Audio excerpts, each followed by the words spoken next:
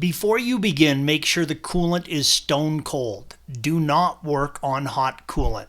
You're going to be working with the coolant fill port on the left side of the rear engine tray. Begin by releasing the rear deck lid, red arrow. Raise the rear deck lid. The coolant tank and fill tube are on the left side of the engine. You will need to remove the rear deck cover, blue arrow, and the left side fan, red arrow. Please follow the link provided at the end of this video for additional assistance with those tasks. Release the coolant cap, red arrow, to break the vacuum. Do not remove the oil filler cap, blue arrow, as you do not want any spilled coolant getting in there. From underneath the vehicle, use a 6mm Allen and remove the 2 drain plugs, red arrows. Allow the coolant to drain completely into buckets. The 991 is a vacuum fill system. Any coolant left in the system will be sucked out when prepping to fill. While it is not critical, I recommend removing the underbody trays and releasing the coolant hoses at the lowest point. On the rear, that is a hand coupling on the supply and return lines, red arrows. You do not need to bother with the transmission cooler line, green arrow. This is also a good time to check all the hoses. The lowest point on the front is where the supply and return lines switch to the rubber hoses from the front radiators. After you have drained the coolant on your 991, you will need the proper refill tool to fill the system. You cannot just pour coolant into the reservoir. This will not fill the system, and it will damage it if you try and run the vehicle this way. We use the Schwaben coolant refill tool with great success.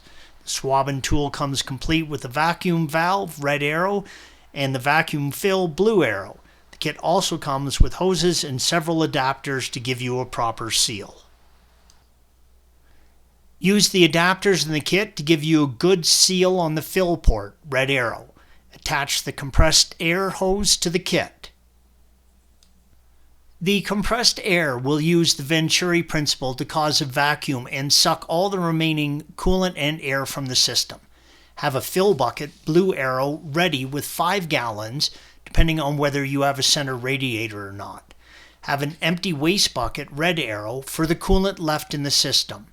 Run the compressor and open the valve to create the vacuum. You should be able to get about 0.8 bar of vacuum pressure. Close all of the valves.